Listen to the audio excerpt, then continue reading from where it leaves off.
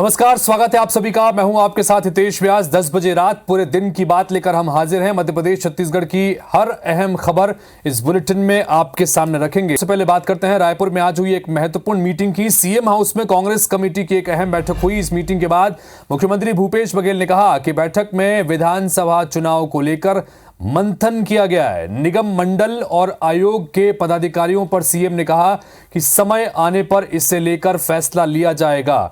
तो बता दें आपको कि जिस तरह से यह महत्वपूर्ण बैठक चल रही थी, जिसमें मुख्यमंत्री के साथ साथ डिप्टी सीएम और प्रदेश प्रभारी कुमारी शैलजा समेत तमाम दिग्गज मौजूद थे और काफी लंबा यह मंथन चला। 2023 से विधानसभा चुनाव से जोड़कर इस मीटिंग को बहुत महत्वपूर्ण माना जा रहा है, क्योंकि निगम मंडल में कुछ नियुक्तियां करनी है और किनको निगम मंडल में नियुक्ति देनी है और कुछ एक फॉर्मूला जिस तरह का निकल के सामने आ रहा है कि टिकट जिन्हें दिया जाएगा उन्हें निगम मंडलों में नियुक्ति नहीं मिलेगी, यानी वहां से कुछ बदलाव भी हो सकते हैं।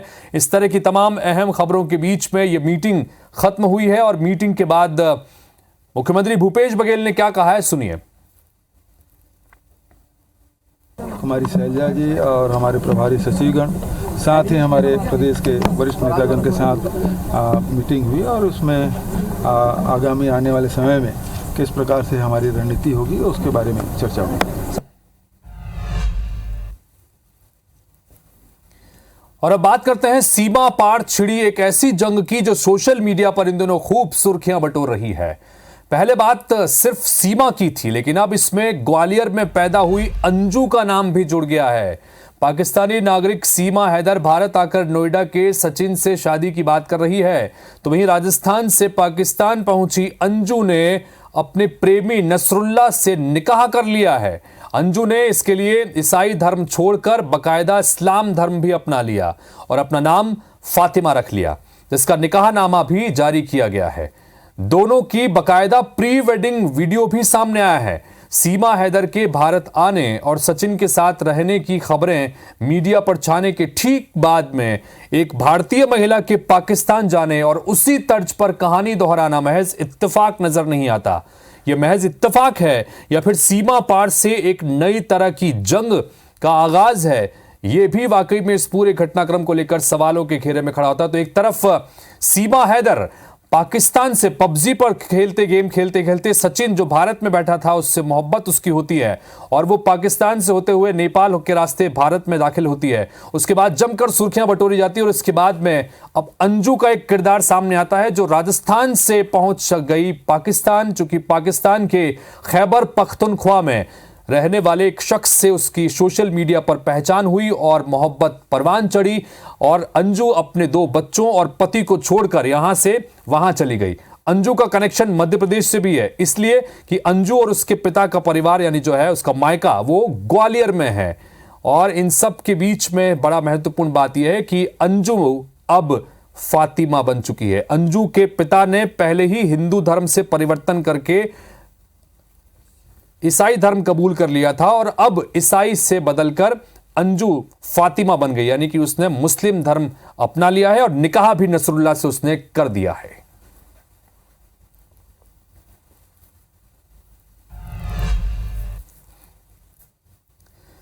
फिर आने वाले विधानसभा चुनाव को लेकर छत्तीसगढ़ में लगातार केंद्रीय नेताओं के दौरे हो रहे हैं। इसी कड़ी में प्रधानमंत्री नरेंद्र मोदी एक बार फिर से छत्तीसगढ़ आ रहे हैं। जानकारी के मुताबिक पीएम मोदी 7 अगस्त को रायगढ़ के दौरे पर आ रहे हैं। हालांकि पीएमओ की तरफ से पीएम मोदी के इस दौरे की कोई सूचना अभी तक आधिकारिक तौर पर नहीं आई है, लेकिन भाजपा का कहना है कि 7 या 12 अगस्त को प्रधानमंत्री नरेंद्र मोदी की सभा रायगढ़ में हो सकती है।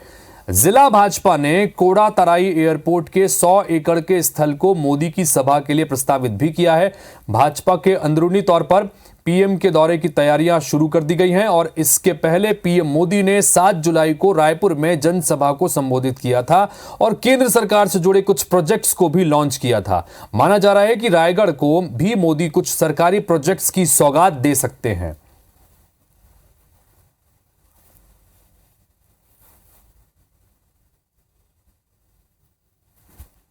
कि जल्द से जल्द माननीय नरेंद्र मोदी जी का रायगढ़ प्रवास होगा।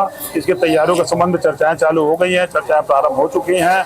उनका आगमन की विशाल कार्यक्रम करने के दृष्टिकोण से स्थल में क्षण भी हुआ है और आगे कार्यक्रम जल्द से जल्द जब भी डेट आएगी पीएमओ ऑफिस से तो कार्यक्रम को सफलता रूप से किया जाएगा। हमारे देश के लाडले प्रधानमंत्री रायगढ़ आने वाले हैं और उस कार्यक्रम में हम सभी कार्यकर्ता तन मन और धन से जुटेंगे और लाखों के संख्या के साथ हम अपने लाडले प्रधानमंत्री का न केवल स्वागत करेंगे वरन उनके उद्बोधन को सुनेंगे, उनके विचारों को जानेंगे।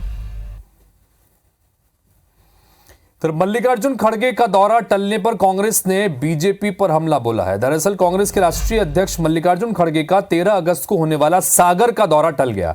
खड़गे के कार्यक्रम से एक दिन पहले 12 अगस्त को प्रधानमंत्री नरेंद्र मोदी का सागर के बड़तोमा में संत रविदास मंदिर का भूमि पूजन करने का कार्यक्रम है। कांग्रेस नेता सज्जन सिंह ने आरोप लगाया कि खड़गे का कार्यक्रम पहले से ही तय था और खड़गे के उस कार्यक्रम को प्रभावित करने के लिए प्रधानमंत्री का कार्यक्रम अब तय कर दिया गया, जिससे दूसरे दिन खड़गे जी आए तो साधन विहीन सभा हो, यह घिनौना षड्यंत्र है। वहीं बीजेपी ने कांग्रेस पर पलटवार करते हुए कहा कि कांग्रेस दलित चिंतक होने का नाटक करती है। खड़गे जी का आना स्थगित क्यों हुआ? क्या वो संत रविदास के कार्यक्रम में शामिल होना नहीं चाहते? हम तो चाहते हैं कि वो आए और इस कार्यक्रम में शामिल हों अगर उन्हें दलितों की चिंता है। तो कुल मिलाकर वार पलटवार हो रहा है खड़गे के दौरे को कैंसिल होने के बाद। षड्यंत्र, भाजपा षड्यंत्र करने में माहिर है। भाजपा जब 13 तारीख का दौरा फिक्स हो गया मल्लिकार्जुन खड़गे साहब का, तो प्रधानमंत्री का दौरा 12 तारीख को रख लिया गया, एक दिन पहले। आप खुद समझते हैं हर साधन जो रैली में आवश्यक होता है वो सारा बिल्कुल एक्विपाइड हो जाएगा।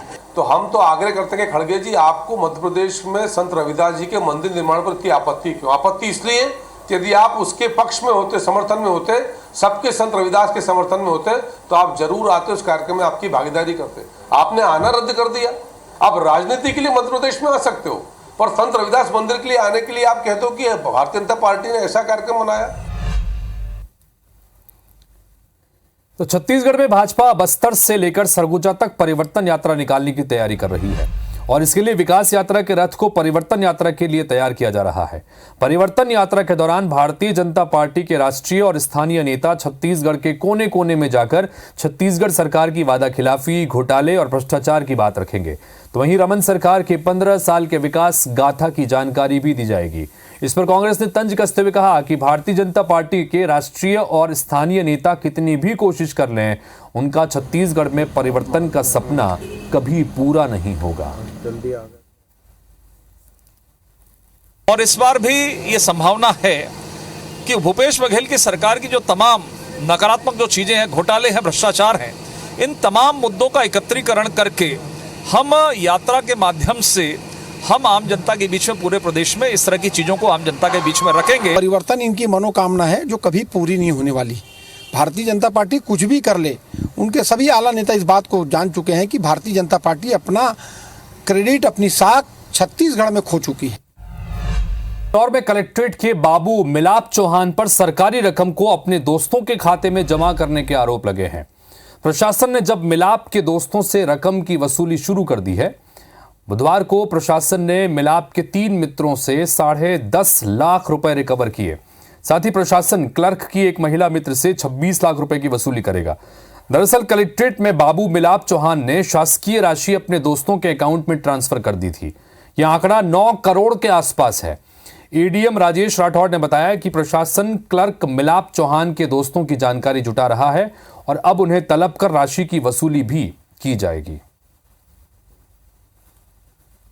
जांच अभी जारी है। लगभग 50 लोगों के आसपास पुलिस में एफआईआर कराई जा चुकी है। लगभग 9 करोड़ के आसपास की राशि उसमें आइडेंटिफाई हुई है और उसमें लगभग 140 के आसपास 1 करोड़ 40 लाख के आसपास रिकवर भी हो गई है और बाकी लोगों से रिकवरी के प्रयास किए।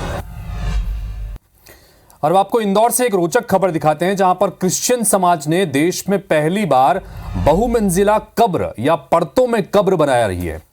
इंदौर के कंचनबाग स्थित क्रिश्चियन समाज के कब्रिस्तान में ऐसी 64 कब्र तैयार की गई हैं जो 15 फीट गहरी, 4.5 फीट चौड़ी और 6.5 फीट लंबी हैं। इनमें कुल 5 लेयर्स हैं, जिनमें सबसे नीचे जगह खाली छोड़ी गई है। उसके ऊपर एक के बाद एक 4 शव दफनाए जा सकेंगे।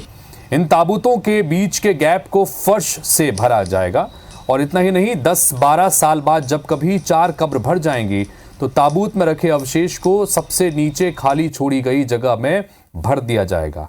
दरअसल इंदौर में हजारों की संख्या में ईसाई समाज के लोग रहते हैं, लेकिन उनके कब्रिस्तान सिर्फ 2 हैं। ऐसे में जगह की बढ़ती समस्या और समाज से सलाह लेने के बाद ये नया प्रयोग किया गया है।